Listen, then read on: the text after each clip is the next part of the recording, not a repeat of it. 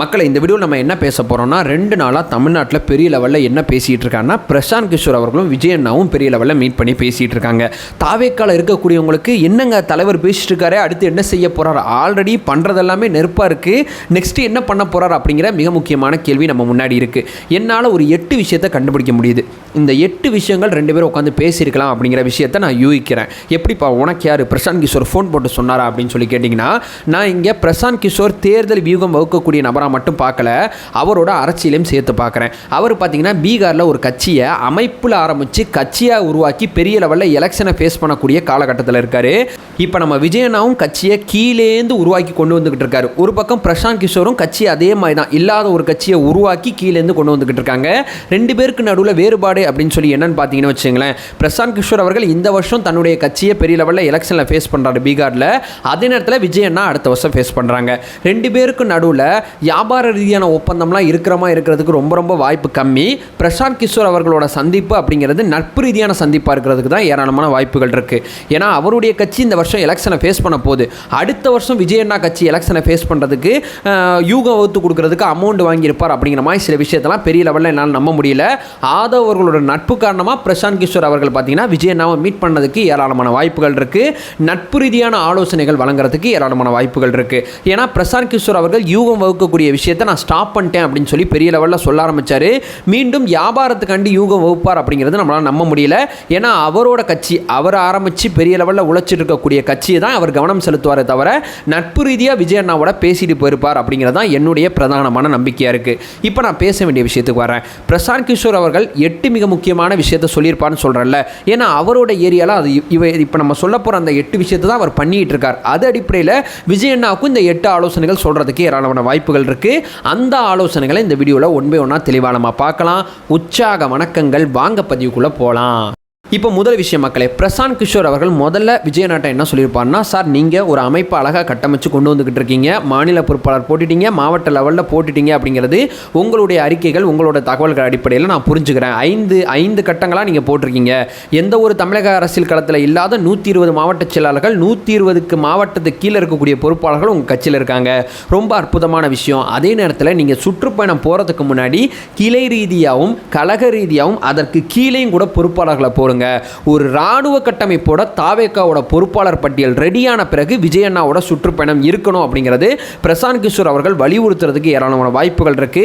ஏன்னா தன்னுடைய கட்சியை அமைப்பு ரீதியாக ஒரு பக்கம் கொண்டு வந்து நடைபயணம் நடந்து ஊரா நடந்து பிரசாந்த் கிஷோர் அவர்கள் நடந்து பெரிய விஷயத்தை செஞ்சது பார்த்தீங்கன்னா அமைப்பை கட்சியாக மாற்றினாரு. கட்சியாக மாற்றக்கூடிய விஷயத்தில் மிக தீவிரமாக கவனம் செலுத்தினார். ஏன்னா அந்த அமைப்பு இருக்குது பார்த்தீங்களா, அவர் உருவாக்குறாருல ஒரு ஸ்ட்ரக்சர், அந்த ஸ்ட்ரக்சர் தான் அரசியல் களத்தில் வெற்றியை கொண்டு வந்து சேர்க்கும் அப்படிங்கிற அடிப்படை புரிதல் பிரசாந்த் கிஷோர் அவர்களுக்கு ரொம்ப தெளிவாகவே இருக்கும். ஏன்னா அவர் திராவிட கட்சிகளோட வேலை பார்த்தவர்.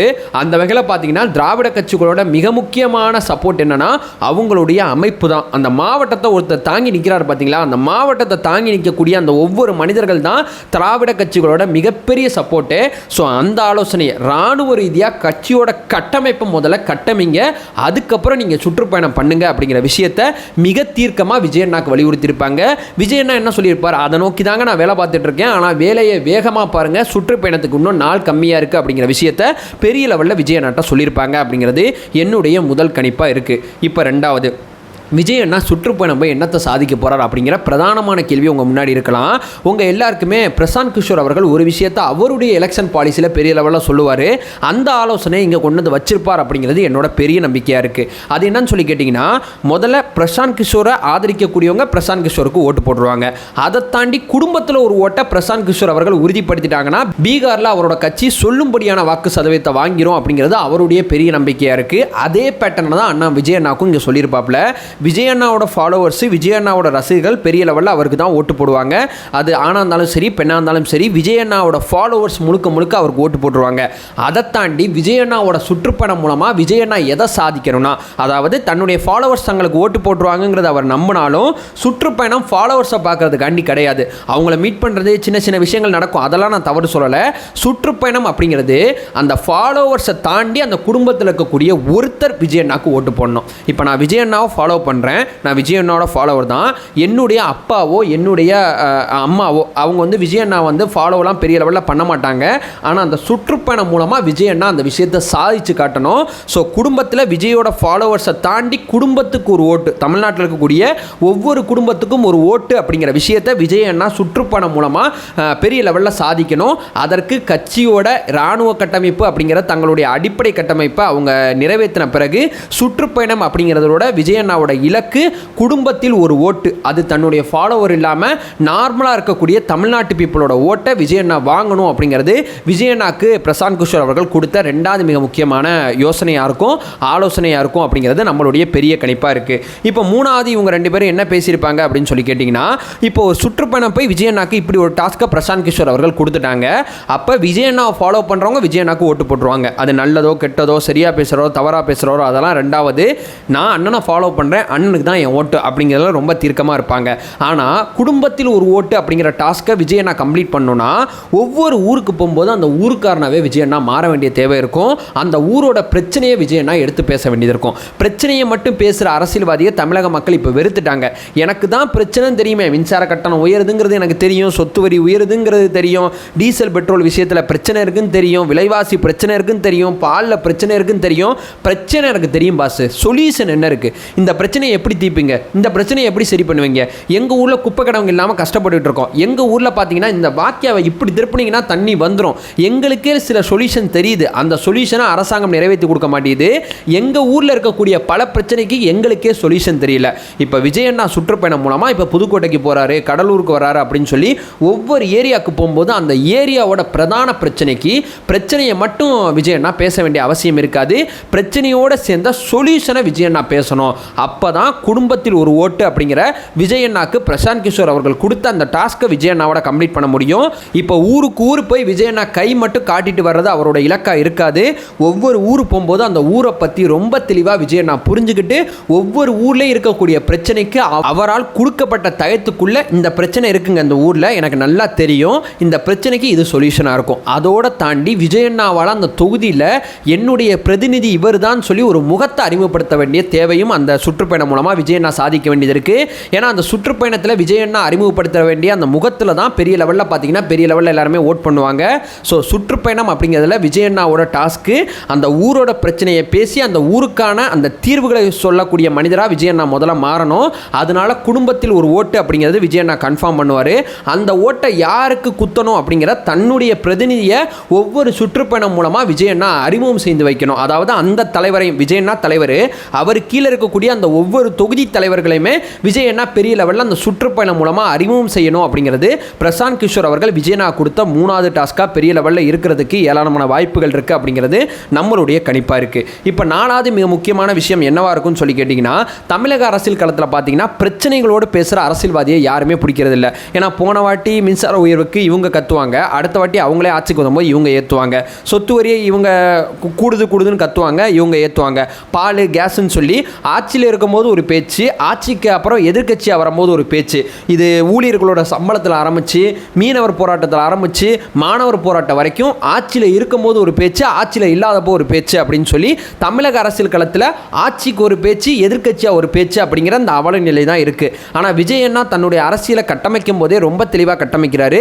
நான் பிரச்சனையை குறித்து பேசுகிறவன் கிடையாது, தீர்வுகளை நோக்கி பேசுகிறவன் அப்படிங்கிறது ஆல்ரெடி விஜய் அண்ணா ஃபார்மெட்டில் தான் இருக்கார். விஜய் அண்ணா இன்னும் தொடர்ச்சியாக மக்கள் பிரச்சனையை எழுப்பணும், மக்களோட ஒவ்வொரு பிரச்சனையிலுமே கருத்து சொல்லணும், அந்த கருத்துக்கள் அத்தனையுமே பிரச்சனையை மட்டும் குறிப்பிடக்கூடிய வகையில் இருக்கக்கூடாது. ஆல்ரெடி விஜய் அண்ணா பண்ணிட்டு இருக்காங்க, இன்னும் கூடுதலாக பண்ணணும் அப்படிங்கிறது பிரசாந்த் கிஷோர் அவர்கள் கொடுத்த நாலாவது மிக முக்கியமான ஒரு யோசனையாக இருக்கும். என்னப்பா நீ சொல்கிறது புரியல அப்படின்னு சொல்லி கேட்டிங்கன்னா, இப்போ வேங்கவேல் பிரச்சனை பார்த்தீங்கன்னா சிபிஐ விசாரணை வேணும் அப்படின்னு சொல்லி பெரிய லெவலில் எல்லாருமே சொன்னாங்க. ஆனால் விஜய் அண்ணாவோட ட்வீட்டை மட்டும் நல்லா கவனித்து பார்த்தீங்கன்னா சிபிஐ விசாரணை கேட்டிருக்க மாட்டார், நீதிமன்ற மேற்பார்வையில் சிறப்பு புலனாய்வு குழு விசாரணை வேணும்னு கேட்டிருப்பார். ஸோ ஒவ்வொரு பிரச்சனைக்குமே அண்ணா பெரிய லெவலில் சொல்யூஷன் நோக்கி பேசுவார். இப்போ இந்த சென்னை அண்ணா பல்கலைக்கழகம் பார்த்தீங்கன்னா பெரிய லெவலில் எல்லாருமே என்ன சொன்னாங்க, இந்த பொண்ணுக்கு இப்படி நடந்துருக்கக்கூடாது, இப்படிப்பட்ட விஷயங்கள்லாம் நடந்துருக்கக்கூடாது அப்படின்னு சொல்லி தான் பேசுவாங்க. ஆனால் விஜய் அண்ணா இந்த மாதிரி இந்த பொண்ணுக்கு நடந்துருச்சு, இந்த பொண்ணுக்கு நடந்தவனை தூக்கி அரெஸ்ட் பண்ணிடலாம், கைது பண்ணிடலாம், அதெல்லாம் ஓகே. அதே நேரத்தில் வேறு எந்த பொண்ணுக்கும் நடைபெறாமல் இருக்க நிர்பயா நிதினு ஒரு நிதி இருக்குது, அதை எடுத்து முதல்ல பயன்படுத்து அப்படின்னு சொல்லி பெரிய லெவலில் விஜய் அண்ணா ஆலோசனை கொடுத்துருப்பார். ஸோ இதே மாதிரி தொடர்ச்சியாக மக்கள் பிரச்சனையை மட்டும் பற்றி பேசாமல் பிரச்சனைக்கு இருக்கக்கூடிய சொல்யூஷனையும் எடுத்து விஜய் அண்ணா பேசணும். நான் உங்கள் பிரச்சனையை தீர்க்க வந்தவன் அப்படிங்கிற விஷயத்த மக்கள் அப்போ தான் விஜய் அண்ணாவோட ஒன்றிணைவாங்க அப்படின்னு சொல்லி இந்த டெம்ப்ளேட் திராவிட அரசியல் இருக்க பார்த்தீங்களா, அதை ஓரங்கட்டிடலாம் அப்படிங்கிறது தான் பெரிய லெவலில் பிரசாந்த் கிஷோர் அவர்கள் விஜய் அண்ணா கொடுத்த 4வது மிக முக்கியமான யோசனையாக இருக்கும். 5வது விஜய் அண்ணாக்கு என்ன யோசனை கொடுத்துருப்பாங்க அப்படிங்கிறது நீங்கள் யூகிக்க முடியும். இப்போ இந்த பிரச்சனை இருக்குது, இந்த பிரச்சனைக்கு மாநில அரசோட அதிகாரத்தில் இந்த விஷயத்தை செஞ்சால் அந்த பிரச்சனை இனிமேல் தமிழக மக்களுக்கு வராது. ஆனால் மாநில அரசு மெத்தனை போக்க அந்த விஷயத்தை செய்ய மாட்டேங்குது. அப்போ விஜய் அண்ணா என்ன செய்யணும்னா அந்த பிரச்சனையை கையில் எடுத்து அந்த பிரச்சனைக்கு மாநில அரசு அதை செய்கிற வரைக்கும் போராட்டத்தை அறிவிக்கணும், மக்கள் மத்தியில் உட்காந்து போராடணும் அப்படிங்கிற ஒரு விஷயத்தை பிரசாந்த் கிஷோர் அவர்கள் பெரிய லெவலில் சொல்லியிருப்பாங்க. பிரச்சனை இருக்குது, இதான் சொல்யூஷனு, அதிகாரம் வாங்கிட்டு இருக்கு, நான் செய்கிறது இருக்கட்டும், இன்றைக்கி நீயே செய்ய முடியுத, ஏன் செய்ய மாட்டேற, நான் உட்காருவேன், மக்களை ஒன்றுதனத்துவேன், இதை நீ செய்கிற வரைக்கும் உன்னை விடமாட்டேன் அப்படின்னு சொல்லி ஆளுங்கட்சியை கங்கணம் கட்டி உட்காந்து அடிக்கணும் அப்படிங்கிற அந்த ஆக்ரோஷ அரசியல் அப்படிங்கிற ஒன்று இருக்குது பார்த்தீங்களா, அதை விஜய் அண்ணாக்கு பிரசாந்த் கிஷோர் அவர்கள் பெரிய லெவலில் சொல்லியிருப்பாப்புல. ஏன்னா பிரச்சனைக்கு தான் சொல்யூஷன் அப்படின்னு சொல்லி நம்ம ஆட்சிக்கு நிறைவேற்றுறது ஒரு பக்கம் இருக்கட்டும், ஆல்ரெடி உட்காந்துருக்கான ஒருத்தன் அவனை செய்ய வைக்கணும்ல, அந்த ஆலோசனையை பிரசாந்த் கிஷோர் அவர்கள் விஜய் அண்ணா கொடுத்துருப்பாங்க. ஸோ சுற்றுப்பயணம் ஒரு பக்கம் இருந்தாலும் மக்கள் பிரச்சனைக்கு விஜய் அண்ணா களத்தில் இருக்கும்போது இதை செய் அப்படின்னு சொல்லி விஜய் அண்ணா களத்தில் உட்காருவார் அப்படிங்கிறது மிக முக்கியமான யோசனையாக இருக்கும் அப்படிங்கிறது நம்மளால் பெரிய லெவலில் கணிக்க முடியுது. அடுத்து பார்த்தீங்கன்னா விஜய் அண்ணாவை இணையதளத்தில் பார்த்தீங்கன்னா எப்படிப்பட்ட விஷயத்தை ப்ரொஜெக்ட் பண்ணணும்னா பெரிய லெவலில் இந்த விஷயத்தையும் பிரசாந்த் கிஷோர் அவர்கள் பெரிய லெவலில் சொல்லிக் கொடுத்துருப்பாரு. அதாவது பார்த்தீங்கன்னா விஜய் அண்ணா தன்னை எப்படி இணையதளத்தில் ப்ரொஜெக்ட் பண்ணிக்கணும், தன்னுடைய ஆடியன்ஸ் விஜய் அண்ணாவை எப்படி பார்க்கணும் அப்படிங்கிறது விஜய் அண்ணாக்கு எப்படி சொல்லியிருப்பாங்கன்னா, திமுக அப்படிங்கிற கட்சியை என்னை விட்டால் இங்கே அழிக்கிறதுக்கு ஆள் கிடையாது அப்படிங்கிற ஒரு விஷயத்தை பெரிய லெவலில் மக்கள் நம்புறபடி ஏகப்பட்ட காணொலிகள் ஏகப்பட்ட விஷயங்களை கிரியேட் பண்ணுங்கள். விஜய் அண்ணாவோட சுற்றுப்பயணத்தில் கிடைக்கிற சின்ன சின்ன கிளிப்பு எதையுமே விடாதீங்க, ஒவ்வொரு பிரச்சனையும் விஜய் அண்ணா எப்படி அணுகிறாரு, அங்கே ஆப்போசிட்டில் இருக்கக்கூடிய தலைவர் எப்படி அணுகிறாங்க அப்படின்னு சொல்லி ஒவ்வொரு தலைவரும் ஒவ்வொரு பிரச்சனையை அணுகிற விதத்தை போட்டு காட்டுங்க அப்படின்னு சொல்லி இந்த பிரச்சனைகள் அத்தனையுமே விஜய் அண்ணா அணுகிற விதம் சரியானதாக இருக்குது. அதாவது விஜய் அண்ணாவோட இணையதள பிரச்சாரங்கள் முழுக்க முழுக்க கம்பேரிட்டிவ்லி இருக்கணும். அதாவது இப்போது தலைவர் 1, தலைவர் 2, தலைவர் 3, தலைவர் 4ன்னு சொல்லி விஜய் அண்ணா 5ஆக இருக்காருன்னு வைங்களேன். இந்த 5 பேருமே ஒரு பிரச்சனையை பார்க்குறாங்கன்னா விஜய் அண்ணா பார்க்குற பார்வை எப்படி இருக்குது அப்படின்னு சொல்லி இந்த 4 பேரை கம்பேர் பண்ணுற மாதிரியே பிரச்சாரங்களை வடிவமைங்க அப்படின்னு சொல்லி இணையதள பிரச்சாரங்களை சொல்கிறேன். இப்படிப்பட்ட ஆலோசனைகளை பிரசாந்த் கிஷோர் அவர்கள் கண்டிப்பாக கொடுத்துருப்பாங்க. ஏன்னா இணையதள ஆலோசனை அப்படிங்கிறது இந்த 4 பேரை தாண்டி இந்த கம்பேரிட்டிவ்லி அப்படிங்கிற ஒரு விஷயம் வரும்போது மக்களால் ஈஸியாக இந்த பையன் சொல்கிறது தான் ஏன் கரெக்டாக இருக்குது அப்படிங்கிற விஷயத்தை பெரிய லெவலில் நம்புவாங்க. குடும்பத்தில் ஒரு ஓட்டு அப்படிங்கிறது எல்லாருமே நெட்டு வச்சுருக்கோம், ஃபோன் வச்சுருக்கோம், அந்த குடும்பம் முழுக்க முழுக்க ஃபோனில் தான் உட்காந்துருக்கும். ஸோ விஜய் அண்ணாவோட அந்த பிரச்சனைகளை பார்க்குற விதத்தில் மற்றவங்களோட நான் மாஸ் அப்படிங்கிற விஷயத்தை கம்பேர் பண்ணி அந்த பிரச்சார யுக்திகளை வடிவமைங்க அப்படிங்கிற ஒரு விஷயத்தை பெரிய லெவலில் சொல்லியிருப்பாங்க அப்படிங்கிறது நம்மளால் பெரிய லெவலில் யூகிக்க முடியுது. அடுத்து பார்த்தீங்கன்னா பெரிய லெவலில் விஜய் அண்ணா விஷயத்தில் பார்த்தீங்கன்னா என்ன ஆலோசனை வழங்கப்பட்டிருக்குன்னா, தேர்தல் அறிக்கை அப்படிங்கிறது ஒவ்வொரு கட்சிக்கு பிரதானமாக இருக்கும். எந்த கட்சியும் எப்படி தேர்தல் அறிக்கையை உருவாக்குறது அப்படிங்கிற விஷயத்தில் ஸ்டக்காகி நிற்பாங்க. விஜய் அண்ணாவோட தேர்தல் அறிக்கை சம்மந்தப்பட்ட விஷயத்தில் நமக்கு தோன்ற ஒரு விஷயத்தை சொல்கிறேன். இது பிரசாந்த் கிஷோர் அவர்கள் சொல்லியிருப்பாடான்னு தெரியல, எனக்கு பர்சனலாக தோணுச்சு. ஒரு குழந்தை பிறக்குதில்ல, அம்மாவோட கருவில் உருவாகுதில்ல ஒரு குழந்தை, அந்த குழந்தையோட வாழ்வியல் அடிப்படையில் விஜய் அண்ணாவோட தேர்தல் அறிக்கை இருந்தால் ரொம்ப சரியாக இருக்கும்னு சொல்கிறேன். அந்த குழந்தை வயிற்றுக்குள்ளே இருக்கும்போது அந்த குழந்தைக்கு என்ன தேவைப்படும், ஊட்டச்சத்துக்கள் தேவைப்படும். அந்த ஊட்டச்சத்துக்கள் ஒவ்வொரு குழந்தைக்கும் தமிழ்நாட்டில் கிடைக்கிறதுக்கு என்ன மாதிரி திட்டங்களை வகுக்கலாம். ஒருவேளை அந்த குழந்தை சுகப்பிரசவமாக பிறக்கணும், அதற்கான விஷயங்கள் என்ன, அதற்கான விழிப்புணர்வுகள் என்ன, அதான் அந்த குழந்தை சம்பந்தப்பட்ட விஷயத்தில் அதற்கான திட்டங்களை விஜய் அண்ணா கிரியேட் பண்ணணும் அப்படிங்கிறது நம்மளோட 2வது யோசனை. 3வது, அந்த குழந்தை பார்த்தீங்கன்னா பிறந்துருச்சு, பிறந்த குழந்தைக்கு தேவைப்படுற விஷயங்கள் என்ன, அதெல்லாம் எது கிடைச்சிருக்கு, எதெல்லாம் கிடைக்காம இருக்குது, எப்படி எல்லா குழந்தைக்கும் எல்லாம் போய் சேர்றபடி திட்டங்களை வடிவமைக்கலாம். ஒரு குழந்தை பிறந்துருச்சு, 1 வயசு ஆகி போச்சு, 2 வயசு ஆகி போச்சு, அடுத்து அந்த குழந்தை பெரிய லெவலில் ஸ்கூல் எஜுகேஷனை நோக்கி சில குழந்தைகள் போகாமல் இருக்காங்க. அப்படிப்பட்ட குழந்தைகள் போகாமல் இருக்கக்கூடிய குழந்தைகளை அடையாளப்படுத்தி பெரிய லெவலில் அந்த ஸ்கூல் எஜுகேஷன் அப்படிங்கிற விஷயத்துக்குள்ள கொண்டு வரதுக்கு நம்மள்ட்ட என்ன திட்டங்கள் இருக்குது. அந்த குழந்தை ஸ்கூலுக்கு போயிடுச்சு, அந்த குழந்தை இப்போ படிக்க ஆரம்பிச்சிருக்கு. இப்போ சமீபத்தில் கூட ஒரு கற்றல் சம்மந்தப்பட்ட விஷயத்தில் இருக்குது. 8வது படிக்கிற குழந்தைக்கு 2வது படிக்கிற குழந்தையோட சப்ஜெக்ட் புரிஞ்சிக்க முடியல, படிக்க முடியல அப்படிங்கிற குற்றச்சாட்டுகள்லாம் பெரிய லெவலில் வருது.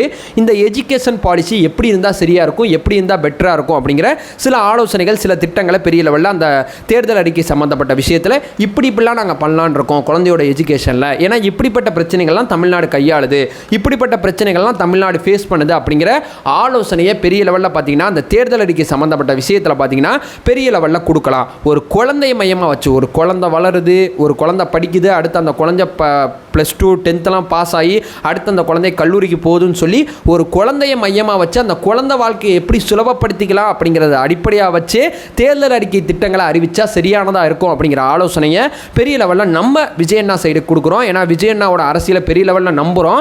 அதனால குழந்தையை மையமாக வச்சு ஒரு தேர்தல் அறிக்கை, அந்த குழந்தையோட ஆரம்பத்திலேருந்து எண்டு வரைக்கும் யோசிக்கும் போது ஏகப்பட்ட புதிய புதிய கிரியேட்டிவான பல திட்டங்களை நம்ம அந்த குழந்தைக்காண்டி செய்யும் போது அது ஒட்டுமொத்த குழந்தைக்கான திட்டமாக ஆகும். ஒரு ஃப்ரெஷ்ஷான தேர்தல் அறிக்கை நமக்கு கிடைக்கும் அப்படிங்கிற விஷயத்தை நம்ம பெரிய லெவலில் நம்புகிறோம் அப்படிங்கிற ஒரு விஷயத்தை இங்கே நான் குறிப்பிட விரும்புகிறேன். ஸோ தேர்தல் அறிக்கை உருவாக்குற விஷயத்தில் குழந்தையை மையமாக வச்சு உருவாக்குற ஆலோசனையானது தாவேக்காக்கு நம்ம சேனல் சார்பாக நம்ம கொடுக்குறோம் அப்படிங்கிறது பிரதானமானதாக ஒன்றா இருக்குது. ஸோ விஜயண்ணா சம்மந்தப்பட்ட விஷயத்தில் பார்த்தீங்கன்னா இப்படிப்பட்ட சில ஆலோசனைகளை பிரசாந்த் கிஷோர் அவர்கள் கொடுத்துருக்க வாய்ப்பு இருக்குது அப்படிங்கிறது தான் நம்மளோட இந்த வீடியோட ஒட்டுமொத்த டேமு.